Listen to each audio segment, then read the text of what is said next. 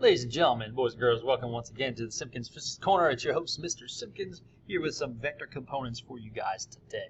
So you can grab your week 16 packet, head on to page 67. We're talking about vectors today. Now we already know that a vector is something that has both magnitude and direction. Oh yeah!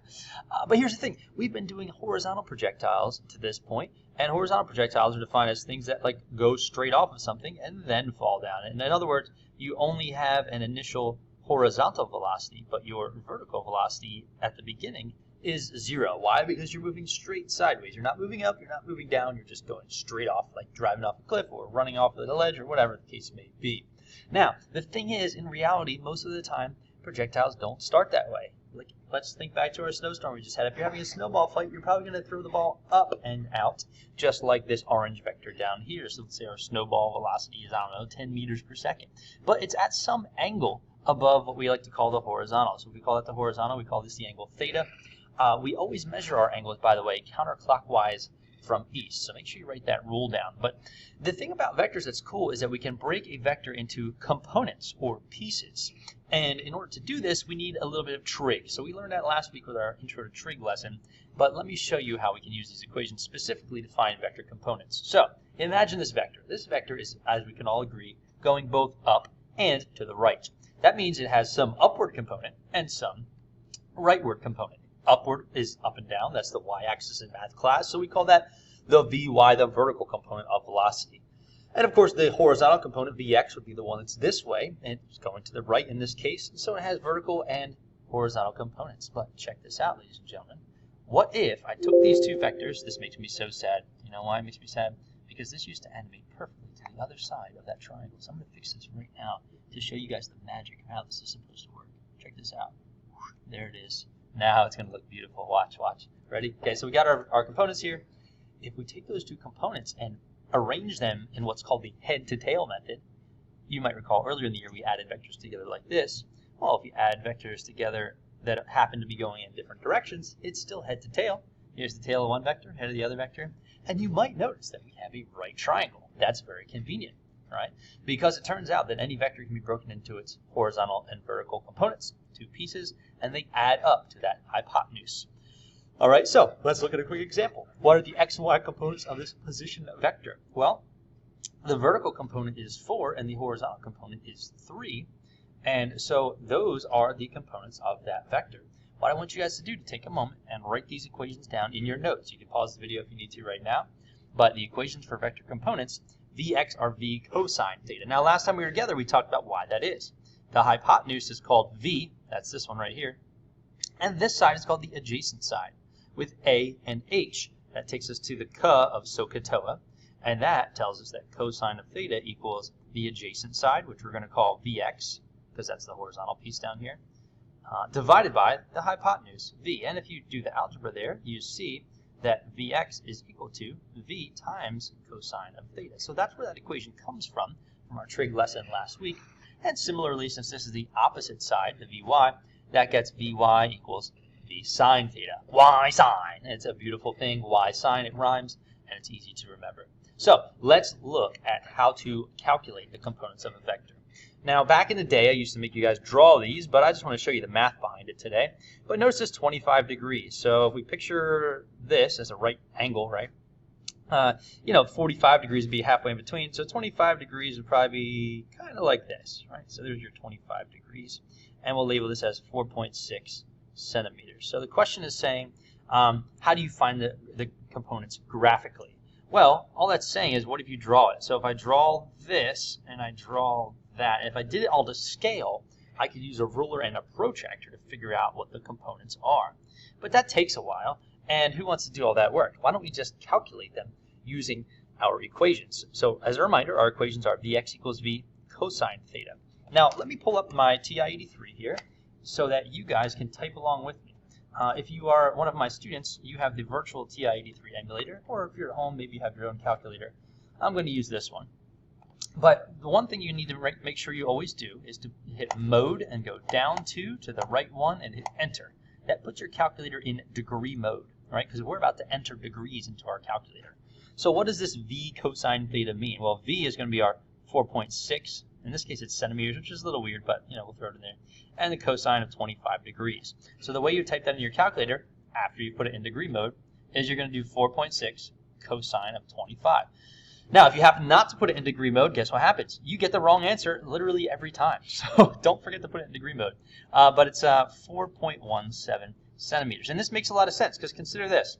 This side is definitely longer than the y side because we're going mostly horizontal here, a little bit up, but mostly out. And it has to be shorter than the hypotenuse because we know that the hypotenuse is always the longest side of the triangle. So that checks out too because 4.6 is longer or larger than 4.17. Vy, y sine, Vy is V sine theta, and that's going to be 4.6 centimeters times the sine of 25 degrees. So we get our calculator out again. We just drop that on in there. Clear this guy out. Let's see. Get rid of it's like seconded there. Okay, 4.6 and sine of 25 degrees. And that'll get us a component of, I believe it said 2, didn't it? 1.94. We'll call 1.94. And so this side right here, look, that's a short one, isn't it? Look at that, 1.94. That's pretty short. This one's much longer. This is 4.17. And so we just calculated the components of a vector. So let's look at some more examples here for these three sets. You would do the same steps for all these. For the Vx, for the Vx, you do V cosine theta. And for the Vy, you do V sine theta. So I'll show you the first one, and I'll pause, and then I'll let you guys take a crack at the next two. Okay, so let's see, Vx for this one. This is talking about the x component of this guy. Well, that would just be 8.4 cosine of 30 would equal my Vx. And my Vy, let me make sure that looks like x, is going to be 8.4 sine of 30. So I'll show you this one more time as a sample, and then I'll have you guys try the next two. Basically today I just wanted to make sure you guys know how to use the calculator, how to calculate the components of vectors, and keep these equations in mind so that when we start doing angled projectiles, that's the fun part, when we start doing angled projectiles, you have some tools at your disposal. So this one is going to be 7.27 meters per second. And this one here for that. Now, as you see, this one is a 30-degree angle, so it's kind of going up a little bit, but it's mostly going out.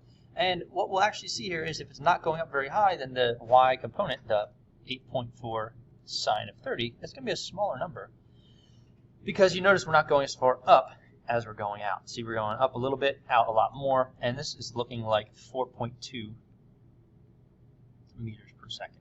Okay, so that's one example. What I want you guys to do is right now is pause the video and then unpause it when you have your practice completed and check your answers. And abracadabra, there are the answers for you. Now, the first one's not really that surprising, but look at the third one here. Or I should say the second one's not surprising. Look at the third one. This has a negative for x. And this actually makes sense if you think about it, because look at this arrow. This arrow is pointing to the left. In math class, on your x, y axis, right? Isn't this positive x, positive y, negative x, negative y? So if you're going to the left, you get a negative component.